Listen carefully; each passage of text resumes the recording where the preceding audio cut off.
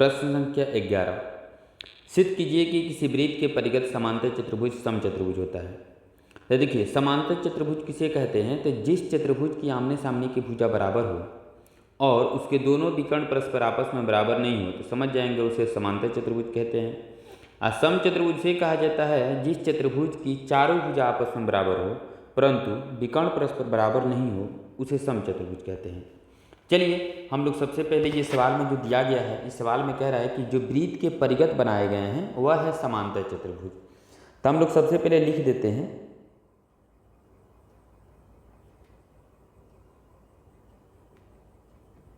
दिया गया है चतुर्भुज ए बी सी डी एक समांतर चतुर्भुज है, एक समांतर चतुर्भुज है। जब ये समानांतर है तो इसके कुछ गुण ये होते हैं कि ए बी के सामने, ए बी के ठीक सामने आपका सी डी है और ए बी के समानांतर भी सी डी है।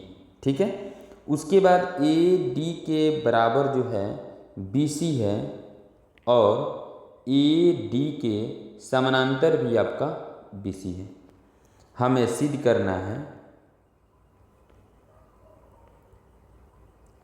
करना है कि चतुर्भुज ए बी सी डी एक समचतुर्भुज है। मतलब ए बी के बराबर बी सी के बराबर सी डी के बराबर ए डी। हम लोग अब प्रमाण की तरफ बढ़ते हैं। इसमें क्या है कि हम चूंकि हम जानते हैं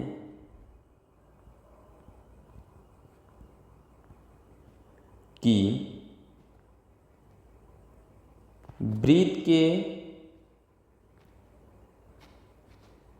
बाह्य बिंदु से वृत्त पर खींची गई स्पर्श रेखा बराबर होती है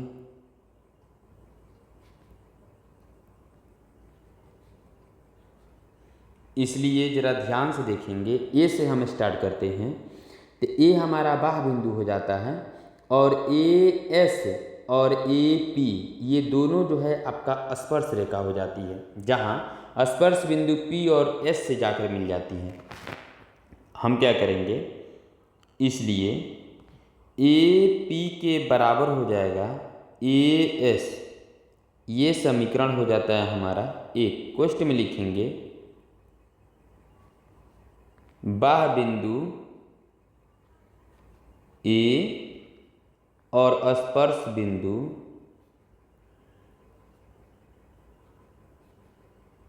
एस तथा पी, ये समीकरण एक हो गया। ठीक है, बी पर चलते हैं तो बी हमारा बाह्य बिंदु हो जाता है और बी पी और बी क्यू स्पर्श बिंदु है। तो देखिए, तो हम क्या करेंगे, बी पी बराबर बी क्यू, ये समीकरण हो जाता है 2, जिसका बाह्य बिंदु बी और स्पर्श बिंदु पी तथा क्यू है। ठीक उसी तरह हमारा जो सी पर अगर चलते हैं तो सी का बाह्य बिंदु है और इसका स्पर्श बिंदु एक क्यू हो जाता है और एक आर हो जाता है। तो एक बात ध्यान रखेंगे, जो बी सी है तो बी सी में बी क्यू और क्यू सी जोड़ेंगे तब आएगा। तो जिस समीकरण 1 और 2 जो आपके सामने दिखाई दे रहा है स्क्रीन पर, तो जिधर बी क्यू होगा उधर ही आप सी क्यू लिखेंगे। जैसे इधर लिख देते हैं सी क्यू और इधर लिख देते हैं सी आर। वही हुआ, बाह्य बिंदु सी और सी आर और सी क्यू दोनों जो है बराबर है। ये समीकरण हो जाता है 3, जिसका बाह्य बिंदु सी और स्पर्श बिंदु क्यू तथा आर है। फिर आगे चलते हैं, फिर वही प्रक्रिया। अब बाह्य बिंदु आपका डी है और स्पर्श बिंदु एस और आर हो जाता है। तो जिस साइड आपने सी आर लिखे हो उसी साइड आपका डी आर भी होना चाहिए। मतलब C R left hand side में है तो हम क्या करेंगे डी आर, अब बराबर में हो जाता है एस डी। ये समीकरण हो जाता है 4, जिसका बाह बिंदु डी और स्पर्श बिंदु एस और आर है। अब हम क्या करेंगे, तीनों समीकरणों को, चारों समीकरणों को ऐड करेंगे यानी जोड़ेंगे। यानी कि समीकरण 1, 2, 3 तथा 4 को जोड़ने पर, तो जोड़िए ए पी जोड़ बी पी जोड़ सी आर जोड़ डी आर बराबर ए एस बराबर ए एस जोड़ बी क्यू जोड़ सी क्यू जोड़ एस डी। ठीक है। अब हम क्या करेंगे, सबसे पहली बात कि ए पी और पी बी एक लाइन का हिस्सा है, इसीलिए चतुर्भुज के एक रेखा के हिस्सा है। तो ए पी और पी बी को हम कोष्ठ में कर देते हैं ताकि जोड़ने में हमें आसानी हो। ए पी जोड़ बी पी कोष्ठ में कर दिया, और शेष जो बचा सी आर जोड़ डी आर ये कोष्ठ में हो गया। मतलब सी आर और डी आर इसके सामने है ए बी के। फिर इधर आते हैं बराबर दे करके ए एस और एस डी को एक साइड कर देते हैं। ए एस जोड़ एस डी एक कोष्ठ में हो जाता है, और जोड़ एक कोष्ठ में हो जाता है बी क्यू जोड़ सी क्यू। फिर आगे आते हैं तो ए पी और बी पी को जैसे ही हम ऐड करेंगे तो ये मान हो जाएगा ए बी, जोड़ सी आर और डी आर को जैसे ही ऐड करेंगे ये हो जाएगा सी डी बराबर।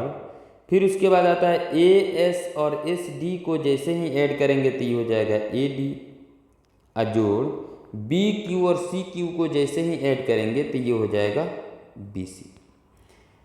अब देखिए, अब हमको क्या करना है, चूंकि ए बी के बराबर सी डी दिया है और ए डी के बराबर बी सी इहो दिया है आपका। तो जब दोनों बराबर है, खूब ध्यान से देखिएगा स्क्रीन पर, जब दोनों बराबर है ए बी और सी डी, तो ए बी सी डी बराबर है तो सी डी को भी हम ए बी ही कह देंगे। तो हम क्या करेंगे ए बी जोड़ ए बी, यहाँ है आपका, यहाँ जो आपकी स्क्रीन पर है, तो सी डी को ही मैंने ए बी मान लिया क्योंकि ए बी और सी डी क्या है, बराबर है। अब हम क्या करेंगे, बराबर देंगे, ए डी और बी सी कह रहा है, ए डी और बी सी भी आपका बराबर है, तो हम क्या करते हैं ए डी, अब बी सी को भी हम मान लेते हैं ए डी। ए बी जोड़ेंगे तो 2AB हो जाएगा, और ए डी जोड़ेंगे तो 2AD हो जाएगा। ये और ये कट गया, मतलब कि ए बी बराबर ए डी, ये हो जाता है आपका ए बी और ए डी। ये समीकरण मान लेते हैं हम लोग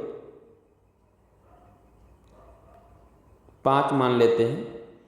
अब हम क्या करेंगे, ये वाला ए बी और सी डी थोड़ा ध्यान से देखेंगे, ए बी और सी डी, एक मिनट,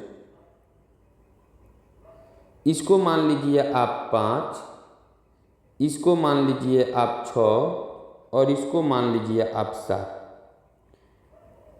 तो अब क्या करेंगे, समीकरण 5, 6 तथा 7 से खूब ध्यान से देखेंगे, ए बी के बराबर सी डी है और ए डी के बराबर आपका बी सी है।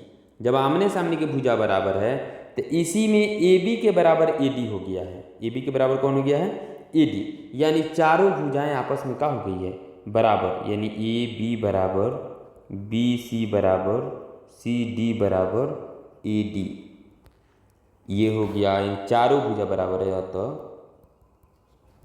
चतुर्भुज ए बी सी डी एक समचतुर्भुज है।